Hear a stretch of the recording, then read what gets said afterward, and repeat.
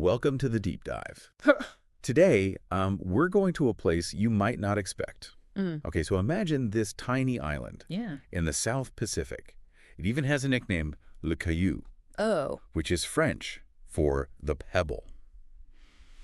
And it really is stunning, strategically important, and loaded with nickel. Sounds pretty peaceful, right? yeah. Well, not exactly. This pebble is New Caledonia, and it's caught in the middle of a global tug-of-war. Right. Because you see, it's a French territory, All right. but a lot of the indigenous Kanak people, they want independence. Yeah. And we're going to break all of that down today, but to help us understand this complicated situation, Right. we've got Colonel Carlos Ojeda, our expert on geopolitical strategy. So together we'll dive into the history, the players, and the really high stakes involved, not just for France and New Caledonia, Right. but for global powers like China too. And one of the most surprising things we found in our research was how much the voter turnout actually changed between the independence referendums. Mm. It really shows you how much passion and controversy there is surrounding this issue. But before we get ahead of ourselves, let's just start with the basics. Where exactly is New Caledonia? And why should anyone on the other side of the world even care about what's happening there? Well, that's the big question, isn't it? New Caledonia sits just east of Australia, and that location by itself already makes it strategically valuable. But it gets even more interesting when you factor in its exclusive economic zone. Easy. Easy, right? Yeah. We're talking about a huge area of ocean, 1.4 million square kilometers, Wow. that New Caledonia has rights to when it comes to things like fishing and any potential resources like oil and gas. Yeah. And on top of all of that, it's got a huge amount of the world's nickel reserves. So this tiny island is a real powerhouse when it comes to resources. Mm-hmm. So you mentioned this easy a couple of times. Yeah. For our listeners who aren't quite up on our maritime law, can you break down why this easy is so important, especially in this whole independence debate? Yeah, absolutely. Control over resources is a major part of any independence movement. And in New Caledonia's case, controlling that massive EEZ means controlling a ton of potential wealth. Right. If they become independent, they'd have the power to decide who gets to explore and exploit those resources. That's a major bargaining chip on the global stage. So it's not just about political independence, it's about economic independence as well. Exactly. So we've got this strategically important island loaded with valuable resources and a population divided on who should be in control. Let's get into that struggle for independence a bit more. This isn't something new, though, is it? New Caledonia has a history of unrest and calls for independence. Yeah, you're absolutely right. Things really boiled over in the 1980s, culminating in a violent uprising that lasted from 1984 to 1988. Wow. And that period of conflict eventually led to the Matignon Accords in 1988, which tried to bring some peace and grant New Caledonia a bit more autonomy. But the story doesn't end there. Just 10 years later, in 1998, the Noumea Accord was signed, marking a really big step forward. Not only did it transfer even more power to New Caledonia in areas like education, health, and labor, but it also recognized the Kanak identity and its significance both culturally and politically. Okay. And probably most importantly, it set the stage for up to 3 referendums on independence. Ah, the referendums. Those were really make-or-break moments for the independence movement, right? What can you tell us about them? Well, the results are complicated. In the first one, held back in 2018, 56.7% voted to stay with France. Okay. Then in 2020, that dipped just a bit to 53.3%. Still a no, but the margin was shrinking. Mm-hmm. And this is where things get really interesting. By the time the third referendum happened in 2021, voter turnout had plummeted, with only 43.87% of eligible voters actually taking part. Of those who did vote, a huge 96.5% chose to stay with France. Okay, now that interesting. It almost sounds like support for staying with France actually went up in that last referendum, but with way fewer people voting. What happened there? That's where the controversy comes in. See, the pro-independence groups boycotted the 2021 referendum. They said the COVID pandemic had made it impossible to campaign properly, so the whole thing was illegitimate. And this boycott, along with a rule called the frozen electorate, really made tensions worse. Hold on, frozen electorate. What's that all about? So it basically means that only people who had been living in New Caledonia since before 1998 were allowed to vote in the referendums and even in the provincial elections. It was put in place originally to protect the voting power of the Kanak people. I see. They were worried about being outnumbered by newer arrivals. So if you moved to New Caledonia after 1998, you didn't get a say in its future, even if you'd been there for years and years. Exactly. And this has become a major sticking point. In fact, just this year, the French government tried to change the voting law. They proposed letting anyone who'd lived in New Caledonia for at least 10 years vote in provincial elections. Okay. But this was met with huge opposition from the pro-independence groups. They saw it as a blatant attempt to shift things in favor of staying with France. Wow, it really seems like every single move in this has huge consequences. Yeah. Let's talk about the groups pushing for independence then. Who are the big players on that side? There are three main ones. The Kanak and Socialist National Liberation Front, usually called the FLNKS, the Caledonian Union, Okay. and maybe the most vocal right now, the Unitary Action Committee, or UAC. And we're back with part 2 of our deep dive into New Caledonia's push for independence.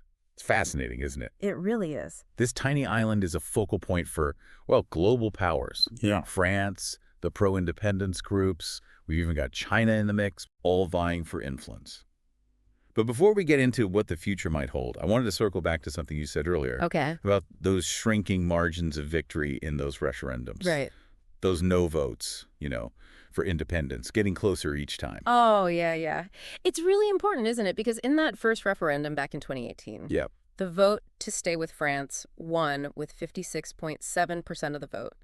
But by 2020, that number had dropped to 53.3%. Right. So it kind of suggests that there's a shift happening in how people are thinking.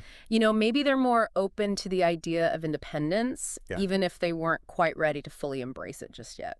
So even though the end result was the same, those shrinking margins tell us something else is going on. Exactly. Maybe the opinions are evolving and there's a growing desire for change. Absolutely. It's not a static situation at all. And then you throw in the frozen electorate and the boycott of that 2021 referendum, and you get a very nuanced and, well, dynamic situation. No easy answers for sure. Yeah. But let's change gears for a second and talk about what could happen next. If violence isn't the answer, what are some nonviolent strategies these pro-independence groups could use? What can they do to make progress? Well, they have a few options. One approach, and it's powerful, is to focus on building stronger alliances, not just within New Caledonia, but globally. Okay. This could be working with other indigenous groups, human rights organizations, even countries that support their cause. So it's about amplifying their message on a global stage Yeah, and creating more unified front. exactly. Applying pressure from different angles. They could also try engaging in more dialogue with the French government. Instead of just demanding full independence right away, maybe push for renegotiating the terms of their relationship, focusing on greater autonomy within the existing system. So a push for more control over things like managing natural resources, directing economic development, Yeah, preserving Kanak culture. that's a path they could take, the goal being to create more space for self-determination while still being part of the current framework. It sounds more pragmatic, but I imagine it would require a big shift in mindset from both sides. Oh, absolutely. It would take genuine commitment to compromise. And we have to remember, even within the pro-independence movement, there are lots of perspectives. Right, so it's not as if everyone's on the same page here. You're right. They don't all agree on the best way forward. Exactly. And that's okay. Internal debate can be a good thing. But if the pro-independence movement wants to make any real progress, they need to find a strategy that respects those different views. So we've got building alliances, engaging in dialogue, maybe even aiming for greater autonomy.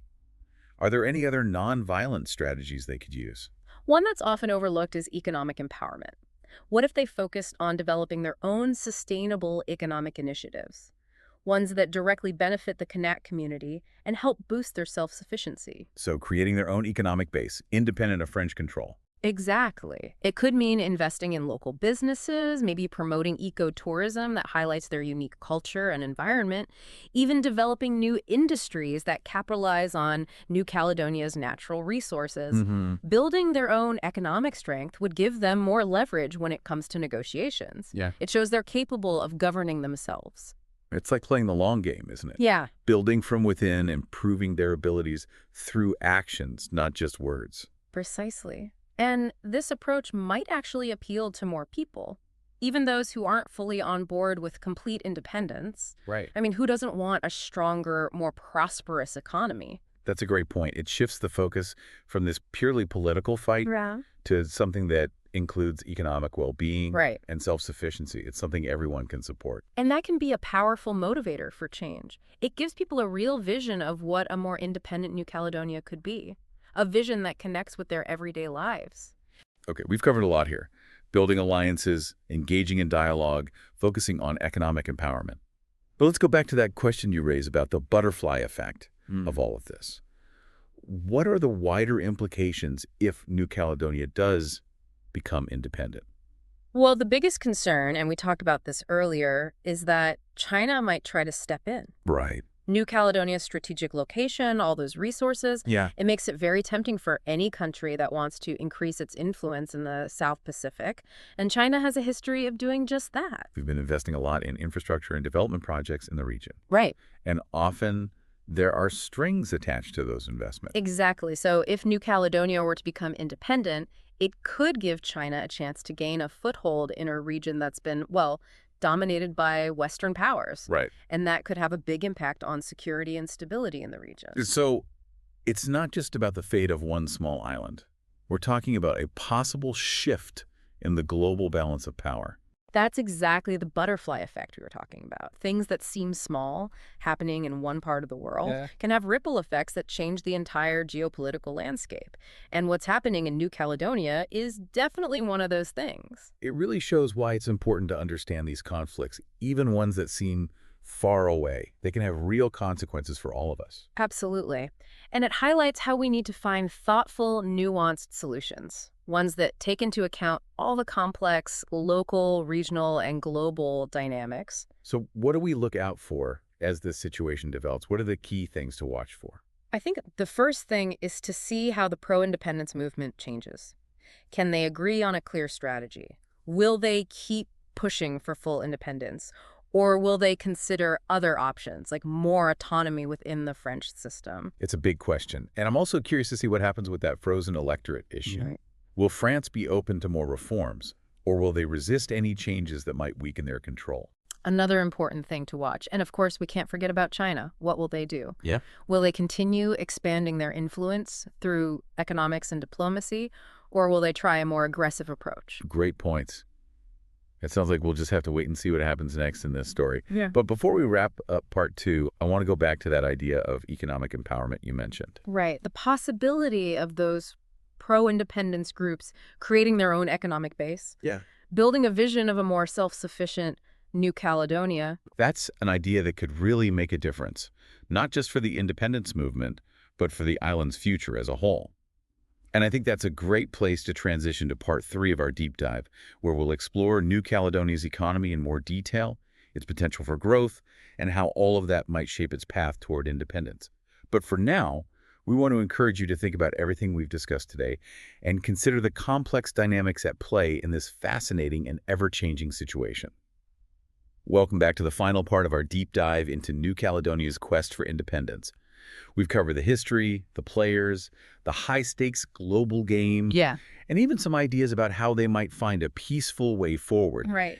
But as we head toward, well, what could be the end game here, Yeah. there's one big piece of the puzzle we need to look at: the economy. You're absolutely right. You can't really talk about self-determination without talking about, well, economic self-sufficiency. Right. And in New Caledonia, the economy it's a bit of a paradox. Okay, I'm intrigued.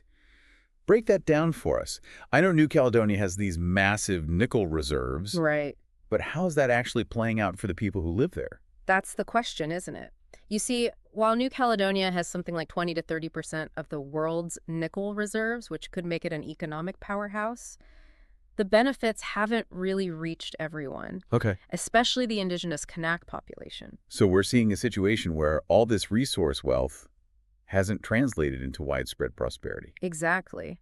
And that feeds right into the whole independence movement. You know, the pro-independence groups argue that you can't have real self-determination without economic control. Right. They say they need to make sure the benefits from those resources are shared fairly. That makes sense. So if we're talking about a more equitable and sustainable economy for New Caledonia, what could that look like? What are some of the things they could focus on that would benefit everyone?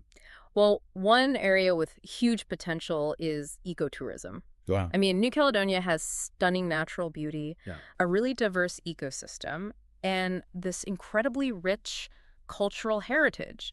These are all things they could use to build a thriving tourism industry, one that benefits local Oh, communities, right. but also protects the environment. It's all about finding that balance, isn't it? Yeah. Using the economic potential of tourism without actually harming the things that make New Caledonia so special. Exactly. You got it. Ecotourism done right could be a win-win. Mm. Think about locally owned eco-lodges, tours that showcase Kanak traditions, sustainable fishing, and agriculture practices. It's a vision of a more self-reliant and resilient economy, one that works for everyone. It's a really compelling picture, but we also know tourism can be unpredictable, Yeah. especially with things like, well, pandemics happening. Are there any other sectors New Caledonia could focus on to diversify and strengthen its economy? For sure, diversification is key. They could look into sustainable aquaculture, maybe organic farming, even renewable energy production. And of course, we can't forget about all that nickel. Right.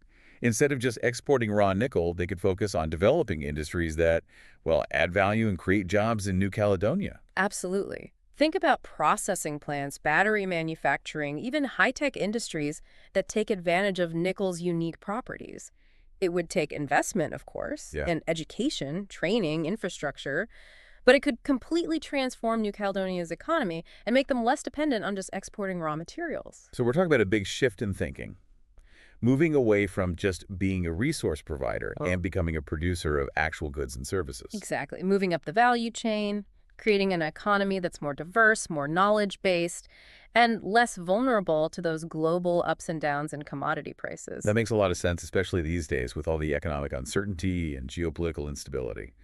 But let's be real. Transitioning to a more sustainable and self-sufficient economy, that's no easy feat. What are some of the challenges New Caledonia might face trying to make that shift? Well, one of the biggest is attracting investment and expertise. They'll need to create a business environment that's attractive to both domestic and foreign investors, Okay. but also make sure those investments benefit local people Right. and don't exploit the environment. It's about walking that tightrope, Right. encouraging development without compromising the well-being of the people and the environment. It really is. It's about planning, good governance, and a real commitment to transparency. Another challenge will be developing the workforce and the infrastructure. Investing in education, training programs, transportation, renewable energy sources, those are all crucial for building a modern, sustainable economy. It's a long-term vision, It is. but it's one that could create a much brighter future for New Caledonia, regardless of whether they ultimately choose independence or some other path. So as we wrap up this deep dive, what's the main takeaway here? What do you really want our listeners to remember? I think the most important thing is that the fight for self-determination in New Caledonia is about so much more than just politics. It's about the economy, social justice, creating a future where all New Caledonians have a chance to thrive. Whether they choose independence or some other form of self-governance, their success depends on building a strong, diverse, and sustainable economy, one that works for everyone. It's a powerful message, and it reminds us that even in this world of complex geopolitics, it's the people on the ground who ultimately have the power to shape their own destiny. Exactly. And as we've seen, this story in New Caledonia, it's not over yet. There are still many chapters to be written. We'll definitely be watching to see what happens next.